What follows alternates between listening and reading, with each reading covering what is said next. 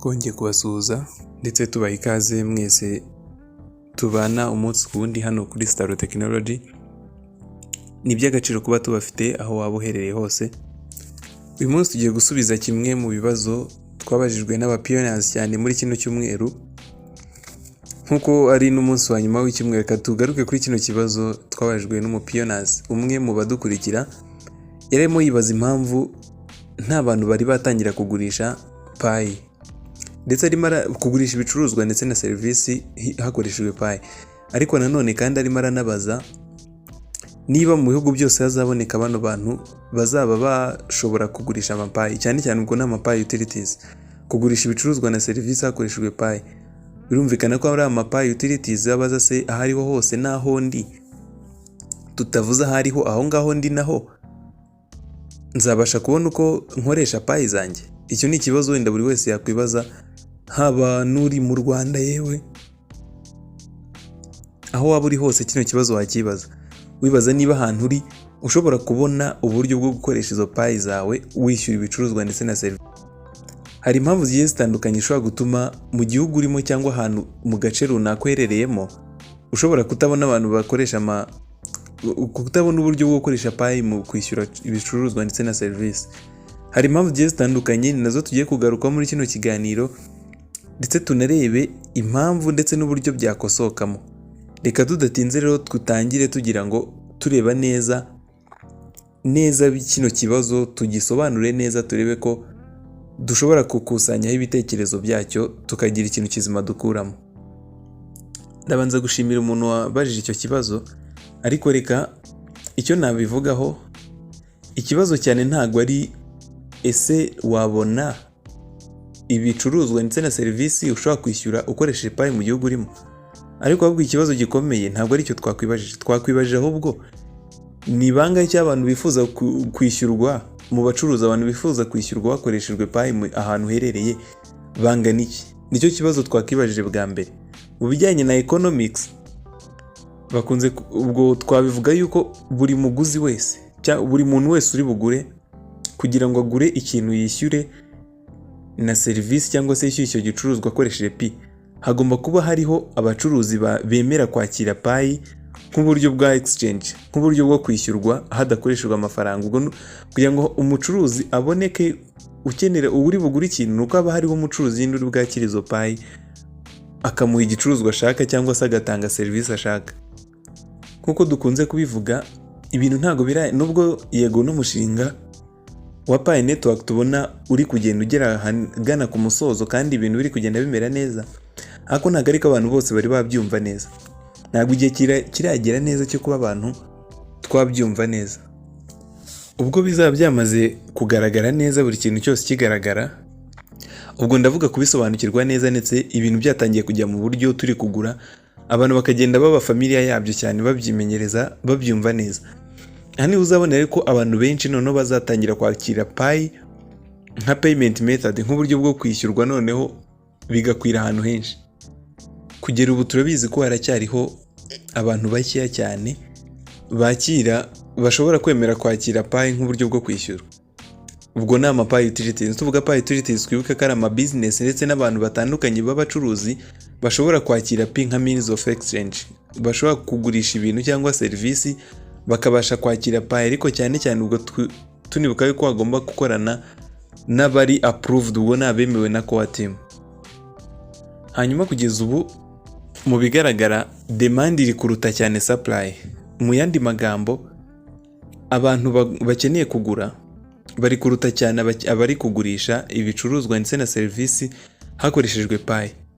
Ibi bishatse biragaragaza yuko noneho ibicuruzwa ndetse na serivisi biri limited, biralimitse nyine, ni bikeya, kubera ko abari kugurisha nibo bake kuruta abari kugura. Iyo niyo mpamvu rero ushobora kureba abo bakeya babasha kwakira Pi nk'uburyo bwo kwishyurwa, akaba ari bwo ubasha kugurana nabo, ariko nanone mu gihe wemeye amategeko n'amabwiriza yabo bishyiriraho, kuko turacyari muri enclosed network. Urugero twatanga hano ni rumwe. Ushobora kuba ndi umucuruzi ucuruza airtime, ucuruza amayinite. Niba ncuruza amayinite nkaba nemera kwishyurwa muri Pi, nshobora gushyiraho conditions zitandukanye. Urugero nkaba nshyizeho nk'uko Pi imwe iraba ingana $1. ubwo izo zose yose ni amakondisiyo ngiye kuvuga nshobora kwisetingiraho njyewe ubwanjye atuma nzabona abakiriya runaka wenda bari bunyishyure muri payi. Akaba ari imwe mu mbogamizi dufite kuri ubu ngubu atuma abantu benshi wenda batanaba benshi mu kugira ngo tubashe kugura ibintu dukoresheje payi. Nshobora kuba ushyiraho itegeko rya mbere n'ibwiriza ko payi imwe izaba ingana $1. Icya kabiri nkahita nshyiraho ko nta muntu wemerewe kugura amayinite arenze ay'ibihumbi 10 n'urugero. Ubwo ni ibihumbi 10 cyangwa reka tubirekere mu $1 gusa kugira ngo imibare ize koroha. Nkashyiraho limite y'uko amayinite menshi yo kugura ari $10 ubwo bingana na payi 10 ku munsi. Vuga ko nta muntu wemerewe guspendinga payi zirenze 10 iwanjye agura amayinite. Ubwo nanjye nta mayinite ndi bugurishe ku muntu umwe ku munsi arenze $10. Hanyuma bwa gatatu ngahita nshyiraho ko umuntu uzajya unyishyura muri payi azajya arenzaho n'aya serivisi. Nshobora kwishyiraho $10 nshaka mvuga ati wenda nugura amayinite wenda ahwanye n'amadolari munsi y'5 uzajya wishyura urenzaho $1 cyangwa se uzajya urenzaho payi imwe kubera ko n'undi azaba ari kwishyura mu mapayi. Mvuga nti nugura amayinite ari hejuru uri bwishyure payi zirenze 5 urarenzaho payi 2 za serivisi. Iryo ni irindi bwiriza nshobora gushyiraho ku bantu bashobora gushaka kuza kunguraho. Nkanongeraho ko wenda ugomba kwishyura mbere yo kunywa serivisi. Mbere yo kunywa amayinite ni wowe ugomba kwishyura mbere.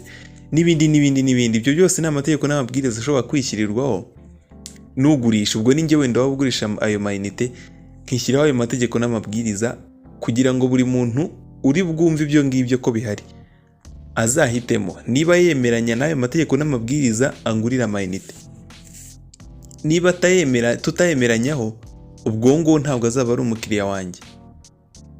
Ubwo arareba undi mu merchant cyangwa undi umuntu ucuruza amayinite ashaka ku mategeko ye n'amabwiriza ye wenda areza gusanga bihura akaba ari wagurira. Uko nguko niko ibintu bimeze. Mu busanzwe mu cyo nakwita nk'amategeko y'igurisha, niba hagiye kubaho igurisha ubwo no kugurana ibicuruzwa na serivisi hakoreshejwe uburyo runaka bwo kwishyura. Kugira ngo ibyo bibi ahari abagura hagomba kuba hari n'abagurisha. Ibyo byo ni ibintu tuzi. Ibyo ngibyo iyo mu gihe abagurisha babaye bake kuruta abagura, ubwo ni mu gihe abagura babaye benshi kurusha abagurisha, aho ngaho isoko ntabwo riba riri muri ordre nzima, ntabwo ibintu biba biri kugenda neza. Kugira ngo ibintu bigende neza rwose mu isoko habe hariho market imeze neza, hagomba kuba hariho abagura bangana n'abacuruza, abagura ubwo bangana n'abacuruzi, cyangwa se hakaba hariho abacuruzi bahagije babasha guhaza abantu bose bakeneye kugura. Muri make mu yandi magambo ya zino terme, demand nituvuga demand wumve aba buyers, nitunavuga supply wumve aba sellers. Ubwo supply ni abagurisha, demand ni abagura. Iyo demand ibaye hejuru ikaruta supply, ibintu biba byabaye bibi mu isoko. Ariko supply mu gihe ingana na demand cyangwa se supply irutaho kuri demand, aho hose nta kibazo kirimo. Ikibazo kiba nk'uko nguko bimeze, nk'uko n'ubundi birimo tuvuga ko ari ikibazo kubera yuko supply yacu iri hasi ya demand. Abagura nibo babaye benshi bakeneye guspendinga payi zabo kurusha abemera kwakira payi zabo, kugira ngo kurusha abemera kwakira nka means of exchange, nk'uburyo bwo kwishyura. Muri Pi Network ari nacyo kibazo dufite, bigaragara ko demand yacu iruta supply rwose mu bigaragara. Kubera ko abantu benshi bari kwifuza kugura ibicuruzwa bakoresheje Pi kuruta uko bifuza kugurisha bakishyurwa mu mapayi. Reka dufate agace ka kabiri tuze dukomerezeho turebe neza ukuntu bimeze ndetse n'uburyo bwiza tubona byakemukamo.